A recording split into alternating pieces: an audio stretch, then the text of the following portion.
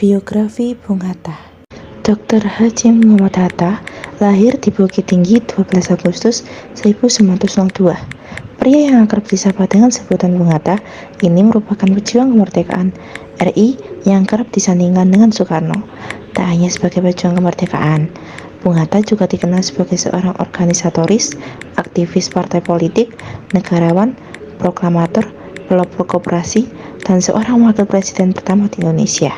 Sampai pada tahun 1921, Hatta menetap di Rotterdam, Belanda, dan bergabung dengan sebuah perkumpulan pelajar tanah air yang ada di Belanda, Indische Vereniging.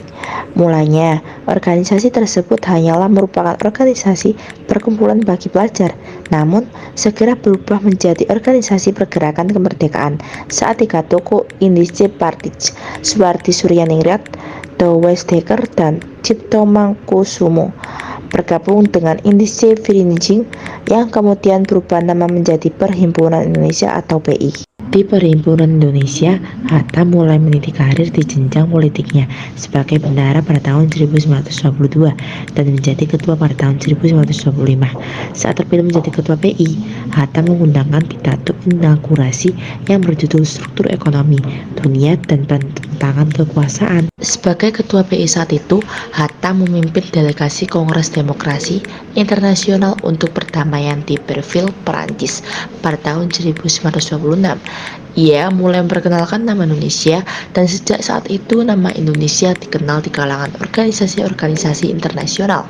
Pada tahun 1927, Hatta bergabung dengan Liga Menentang Imperialisme dan Kolonialisme di Belanda dan berkenalan dengan aktivis nasionalis India, Jawaharlal Nehru. Selanjutnya pada tahun 1932, Hatta kembali ke Indonesia dan bergabung dengan organisasi Klub Pendidikan Nasional Indonesia yang bertujuan untuk meningkatkan kesadaran politik rakyat Indonesia dengan adanya pelatihan-pelatihan. Pada tahun 1933, Soekarno diasingkan ke Ende Flores. Aksi ini menuai reaksi keras oleh Hatta. Ia mulai menulis mengenai pengasingan Soekarno pada berbagai media. Akibat aksi Hatta inilah, pemerintah kolonial Belanda mulai memutuskan perhatian pada Partai Pendidikan Nasional Indonesia dan menangkap para pimpinan partai yang selanjutnya diasingkan ke Digul, Papua. Setelah 8 tahun diasingkan, Hatta dan Zahrir dibawa kembali ke Sukabumi pada tahun 1942. Selang waktu 1 bulan kemudian, pemerintah kolonial Belanda menyerah pada Jepang. Pada saat itulah Hatta dan Zahrir dibawa ke Jakarta. Pada awal bulan Agustus tahun 1945, nama anggota Badan Penyelidik Usaha-Usaha Persiapan Kemerdekaan berganti nama menjadi Panitia Persiapan Kemerdekaan Indonesia dengan Soekarno sebagai ketua dan Hatta sebagai wakil ketua. Sehari sebelum hari kemerdekaan dikumandangkan, Panitia Persiapan Kemerdekaan Indonesia mengadakan rapat di rumah Admiral Maeda. Panitia yang hanya terdiri dari Soekarno, Hatta, Soebarjo, Soekarni, dan Sayuti tersebut merumuskan teks proklamasi yang akan dibacakan keesokan harinya dengan tanda tangan Soekarno dan Hatta atas usul Soekarni. Pada tanggal 17 Agustus 1945 di Jalan Pagesangan Timur 56, tepatnya pada pukul 10, kemerdekaan Indonesia diproklamasikan oleh Soekarno dan Hatta atas nama bangsa Indonesia. Keesokan harinya, pada tanggal 18 Agustus 1945, Soekarno diangkat sebagai Presiden Republik Indonesia dan Hatta sebagai Wakil Presiden. Berita kemerdekaan Republik Indonesia adalah tersebar sampai Belanda, sehingga Belanda berkeinginan kembali untuk menjajah Indonesia. Dalam upaya mempertahankan kemerdekaan Indonesia, pemerintahan Republik Indonesia dipindah ke Yogyakarta. Ada 2 kali perundingan dengan Belanda yang menghasilkan perjanjian Linggarjati dan perjanjian Reville.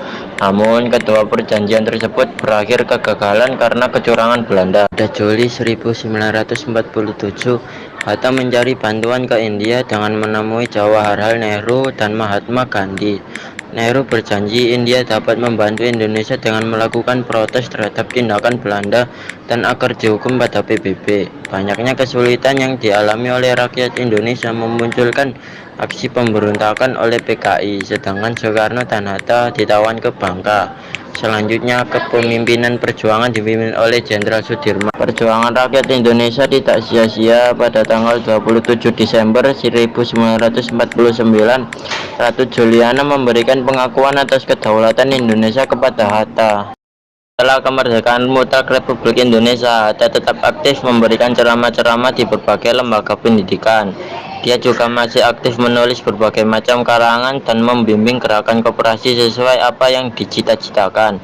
Tanggal 12 Juli 1951, Hatta mengucapkan pidato di radio mengenai hari jadi koperasi dan selang hari 5 hari kemudian, dia diangkat menjadi Bapak Koperasi Indonesia. Hatta menikah dengan Rasim Rahmi pada tanggal 18 November 1945 di Desa Megamendung, Bogor, Jawa Barat. Pasangan tersebut dikaruniai 3 orang putri yakni Mutia, Gemala, dan Halida.